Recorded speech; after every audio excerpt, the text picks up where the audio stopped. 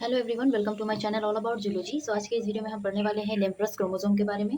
लेम्प्रस chromosome जो है ये special form of transcriptionally active chromosome होता है।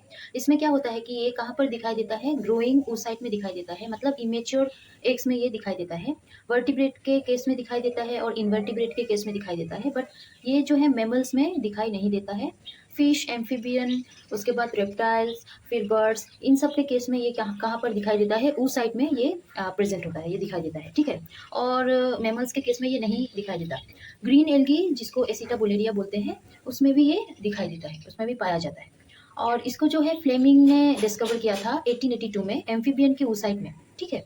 और जो कि कहा गया है कि ये ग्रोइंग oocyte में दिखाई देता है। कौन से स्टेज में दिखाई देगा? डिप्लोटिन स्टेज में दिखाई देता है, मियोटिक प्रोफेज में। ठीक है। डिप्लोटिन स्टेज आप लोग याद रखिएगा। मियोटिक प्रोफेज 1 के फेज में ये डिप्लोटिन स्टेज में दिखाई देता है। ठीक है। और इसका जो स्ट्रक्चर है कुछ इस तरीके से है। इसको लेम्प्रस क्रोमोसोम क्यों कहा गया है? क्योंकि ये जो है लेम क्लीनिंग ब्रश जो होता है, हम जो यूज करते हैं लेम क्लीनिंग ब्रश, उसके जैसा ये क्रोमोसोम जो है दिखाई देता है। और इसको इसीलिए लेम्प्रस क्रोमोसोम कहा गया है। इसमें जो है दो क्रोमोसोम आप देख सकते हो, एक है मैटरनल क्रोमोसोम और दूसरा है पैटर्नल क्रोमोसोम।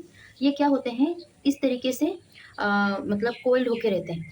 ठीक है। अगर मैं अच्छे से दिखाऊं, इस हिस्से को मैं अगर अच्छे से जूम करके दिखाऊं आपको, तो यहाँ पर मैंने बनाया है, देखिए।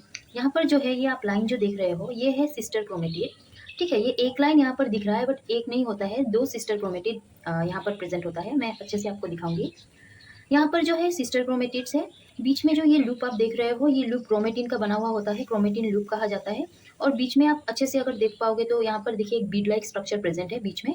इसको क्रोमोमेयर बोलते हैं। देखिए इस हिस्से को अगर मैं यहाँ पर बनाऊं तो ये कुछ इस तरीके से दिखाई देगा। यहाँ पर देखिए दो सिस्टर क्रोमेटिड्स है। एक सिस्टर क्रोमेटिड एक लूप बनाता है और दूसरा सिस्टर क्रोमेटिड दूसरा लूप बनाएगा। ठीक है।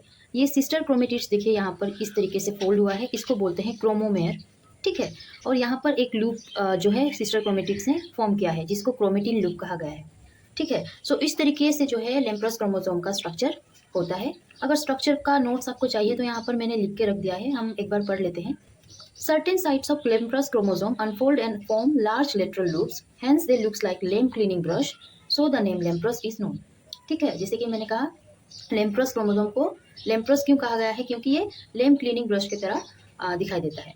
दूसरा, these lateral loops are active sites of transcription. Lateral loops मतलब वो जो लूप आप देख रहे हो, ये ट्रांसक्रिप्शन का एक्टिव साइट होता है। यहाँ पर आरएनए का ट्रांसक्रिप्शन होता है, हम आगे पढ़ेंगे। The lampbrush chromosomes are meiotic bivalent, मतलब इसके पास मैटरनल और पैटर्नल दो क्रोमोसोम्स होते हैं। मैंने पहले दिखाया था आपको। मैटरनल क्रोमोसोम और पैटर्नल क्रोमोसोम जो है इस तरीके से कोइल्ड होके रहते हैं। ठीक। Each consisting of two pairs of sister chromatids held together by chiasmata. जैसे कि मैंने कहा, दो क्रोमेटिड्स होते हैं जो लूप को फॉर्म करते हैं। और ये जो मैटरनल क्रोमोसोम है उसके पास दो क्रोमेटिड्स होता है, और पैटर्नल क्रोमोसोम जो है उसके पास दो क्रोमेटिड्स होता है। ठीक है। The loop is an extruded segment of DNA. ये डीएनए का एक्सट्रूडेड सेगमेंट कहा गया है इस लूप को। That is being actively transcribed. The loop are extend in pairs, one from each sister chromatids. ठीक है। Loops are surrounded by a matrix of ribonuclear protein that contain derived RNA chains. Chromomeres are bead like units of chromatin. हमने देखा था कि बीच में जो आप देख रहे थे, लूप के बीच में एक बीड लाइक स्ट्रक्चर प्रेजेंट था, उसको क्रोमोमेयर बोलते हैं। उसको क्या कहा गया है कि unit of chromatin packaging that are unevenly distributed along chromosome axis. ठीक है। अब जो कि हम लोगों ने स्ट्रक्चर अच्छे से पढ़ लिया है, हम फंक्शन देखते हैं कि लेम्प्रस क्रोमोसोम जो है किस तरीके का जो है फंक्शन प्ले करता है। सबसे पहले तो ये ट्रांसक्रिप्शन करता है आरएनए का। ठीक है। वो जो ट्रांसक्रिप्टेड आरएनए होगा वो कहाँ पर यूज होता है? oogenesis के टाइम में यूज होता है और अर्ली एम्ब्रायोजेनेसिस के टाइम में यूज होता है। ठीक है। ये पहला तो ट्रांसक्रिप्शन करता है। दूसरा, क्रोमोसोम ऑर्गेनाइजेशन करता है। मतलब लेम्प्रस क्रोमोसोम कहाँ पर यूजफुल होता है?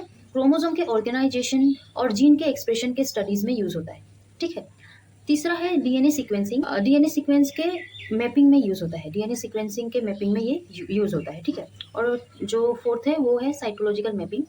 किसी भी इंडिविजुअल क्रोमोसोम का जो है साइटोलॉजिकल मैप को कंस्ट्रक्ट करने में ये हेल्प करता है, उसके स्ट्रक्चर को वो कंस्ट्रक्ट करने में, बनाने में हेल्प करता है। सो ये रहा लेम्प्रस क्रोमोसोम के बारे में। उसका जो स्ट्रक्चर है उसके बारे में मैंने अच्छे से समझाने की कोशिश की है, और फंक्शन जो है मैंने यहाँ पर दे के रखा हुआ है। आई होप आप लोगों को समझ आया होगा। अगर समझ आया हो और अच्छा लगा हो इस वीडियो को लाइक कीजिए, मेरे चैनल को सब्सक्राइब करना प्लीज़ मत भूलिएगा। टिल देन पढ़ते रहिए। Take care and bye bye.